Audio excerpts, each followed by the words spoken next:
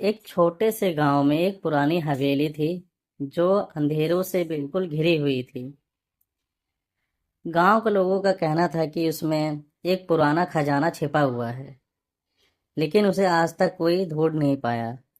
बहुत से लोग गए और नाकाम होकर वापस चले आए।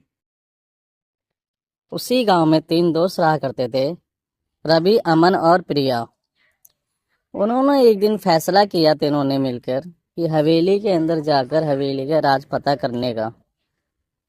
और बिना बताए किसी को रात में तीनों निकल पड़ते हैं हवेली की ओर। जब वह तीनों हवेली के गेट पर पहुंचते हैं, उसी गेट पर एक पुरानी और जरूरी चाबी मिलती है। चाबी को देखकर लगता है उन्हें कि ये हमारे सफर की शुरुआत है।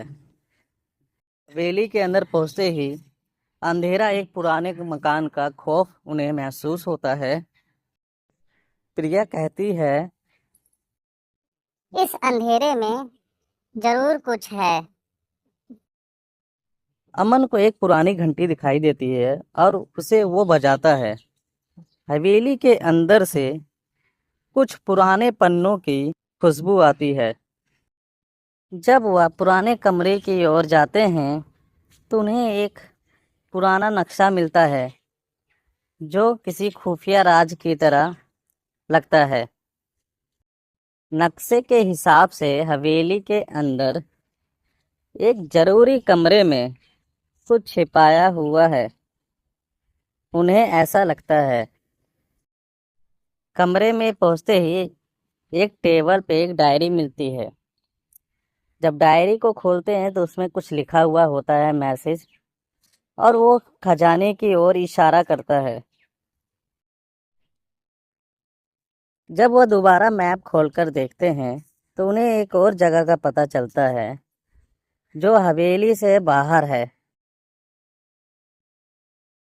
वो तीनों हवेली से बाहर आ जाते हैं। जब वह बक्सा को देखते हैं तो उन्हें लगता है कि हमारा पुराना गांव बदल सकता है। उस बक्से में हीरा, चांदी, सोने, जवाहरात होते हैं। तीनों वो बक्से को बंद करके गांव की ओर ले आते हैं। जब खजाना गांव के लोगों को दिखाया जाता है तो गांव के लोग कहते हैं कि इस खजाने को हवेली के मालिक ने छोड़ा था गांव बदलने के लिए, लेकिन आज तक किसी को ये खजाने के बारे में पता नहीं था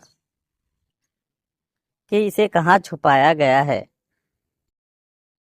गांव के लोगों ने उस खजाने से अपने गांव को बदला और हवेली को सही तरह से दोबारा उसे बनवाया। और रवि, प्रिया, अमन को धन्यवाद किया उनकी हिम्मत के लिए।